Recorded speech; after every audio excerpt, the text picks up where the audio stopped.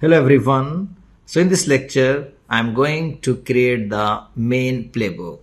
So I'm in this location and here you can see we have a directory with the name of roles, and inside that we have the main role, that is gearlinguy.nginx. So let me create a file with the name nginx.yml.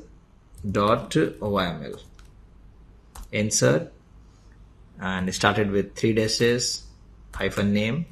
Let me give the description: install nginx using external role, and host. Let me take one host, that is Ansible client 1, and become true.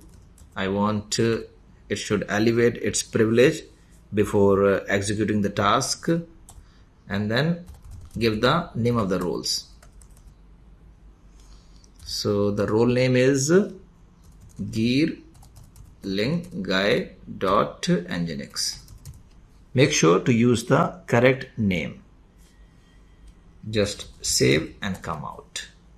The next step, we need to cross-check its syntax. So the command is Ansible -playbook and hyphen syntax check and the name of the playbook, that is nginx.yml.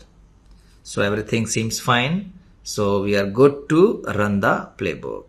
So friend, that's all for this lecture. In the next lecture, I'm going to run the playbook.